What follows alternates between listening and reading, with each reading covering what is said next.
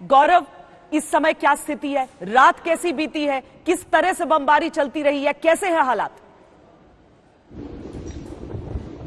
हालात बेहद गंभीर है इस समय श्वेता। यहाँ रात भर जबरदस्त बमबारी हुई है। जिस ट्रेन में हम बैठे हैं, ये ट्रेन बिल्कुल आपके पीछे आपको दिख भी रही है। इसके सारे दरवाजे बंद कर दिए गए, लाइट बंद कर दी गई। यहाँ तक कि मोबाइल फोन हमें खोलने की इजाजत नहीं दे रहे थे यहाँ के अधिकारी कि बाहर लाइट आएगी तो बम गिर सकते हैं। इतने निकट अब बम यहां पर गिर रहे हैं मारियोपोल में। मारियोपोल एक जितना बड़ा इलाका है उस पर जबरदस्त इस समय अटैक चल रहा है, पहली बात। दूसरी बात, ये अटैक केवल अब यहां मारियोपोल तक सीमित नहीं है, बल्कि जो ईस्ट की पूरी बेल्ट है इस पर अब ऑफेंसिव रूस का एक तरह से शुरू हो गया है। और इस तरह का ऑफेंसिव है कि देखिए, जिस ट्रेन में हमको सफर करना था 13 घंटे हम उसी प्लेटफॉर्म पर बैठे रहे बंद ट्रेन में। अभी भी अगर ट्रेन यहां है, निकलेगी या नहीं, इनको क्लैरिटी नहीं है, क्योंकि आगे कहा जा रहा है कुछ जगह काफी भीषण लड़ाई हो रही है यूक्रेन की सेना और रूस की सेना के बीच। दूसरी बात, तीसरी बात, जो जानकारी हमको यहां लोगों से कीव के बारे में मिल पा रही है,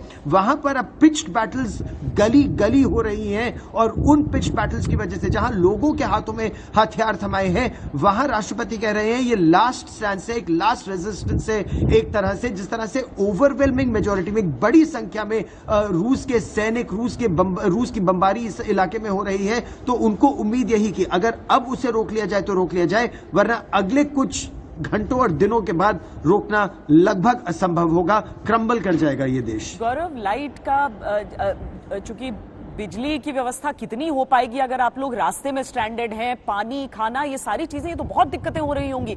युद्ध की स्थिति में तो न केवल गोला बारूद की लड़ाई होती है, बल्कि ये मानवीय त्रासदी में तब्दील है।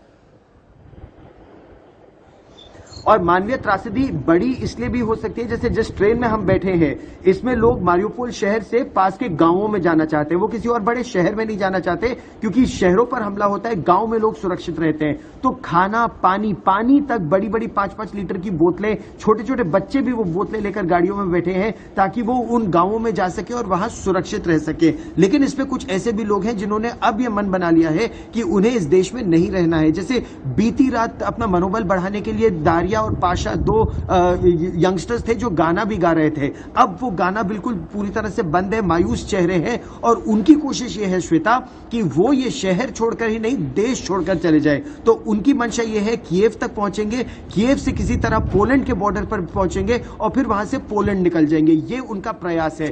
ठीक अब हर तरफ देखिए, यहां पर केवल अब सन्नाटा ही सन्नाटा है। कुछ परिवार निकल कर आ रहे हैं। अब उनको पता ये नहीं चल रहा है श्वेता कि वो करे तो क्या करे, ट्रेन में बैठे रहे, वापस इस शहर में चले जाएं, किसी और जगह गाड़ी, टैक्सी से जाने का प्रयास करें। मतलब ऐसी स्थिति है, एक तरफ कुआं है, दूसरी तरफ खाई है।